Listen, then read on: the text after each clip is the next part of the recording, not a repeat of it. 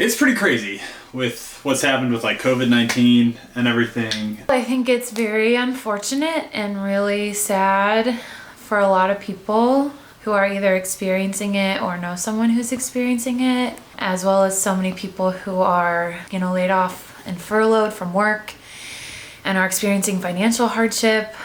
I think it's really hard. I also think that it is forcing us to work differently and more creatively and maybe in a more innovative way.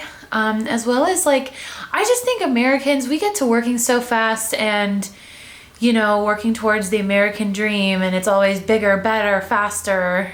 And I don't know, I think it's causing us to reset a little and question our priorities. And I think a silver lining of this is that, we're prioritizing what's really important.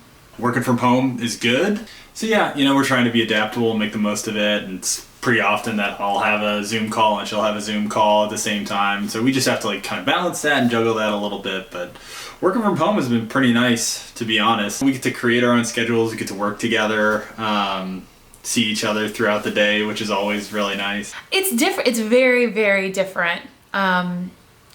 It's very different and yet the same. So it's very different, not rushing from meeting to meeting to meeting, not having, these big events in person.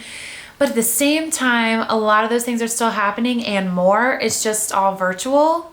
I think for us, we're really fortunate because we both have jobs that we are able to fully work from home. I don't think either of us in our roles are feeling threatened for our job security. And I'm really thankful for that.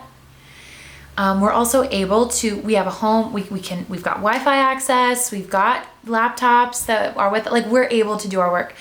But I also think I love spending time with my child. That's a very fun pro. Hi, baby. It's interesting living through the pandemic. It's interesting going to the grocery stores and seeing shelves that are empty, but that's just panic buying. There's not really any shortage. People are just panicking, and so they're hoarding food and resources. Amy and I go for walks, and that's really helpful, not only to break up the day, but just to get outside and get some fresh air and some movement and everything. It's easy to feel pretty stagnant just being inside all day. It's interesting, going out and driving to the grocery store and just seeing empty parking lots, because right now the only things that are really open are grocery stores and places where food can be delivered or picked up. So all the stores and movie theaters and really just about anywhere that isn't an essential business is closed. So it's interesting seeing, just empty parking lots and just not a lot of people out there. But on the other hand, when we go for our walks, we do see a lot of people walking and a lot of dogs. And so that's nice. Good to see people getting out and everything, but it's just weird. The world is quieter in some ways, and that's interesting. I think we live in such a high-tech, high-speed world that we're usually able to forecast what's coming. We're not questioning, what am I going to be doing in October? We know what events are happening in our jobs. We know what family events we've got coming up. We've already got our air travel schedule. We've got all this stuff already done. In fact, we can look at weather trends. You know what I mean? We can literally forecast so much in our lives.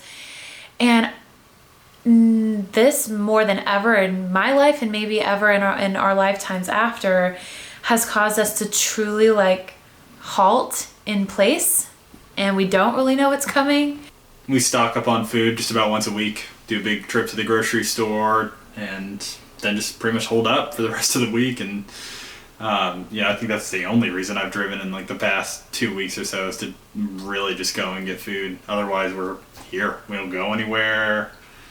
We don't really do much besides, hang out and get work done. Been doing a lot of reading and writing and that kind of stuff, so that's nice. But this time it's kind of what you make of it, and we're trying to make the most of it.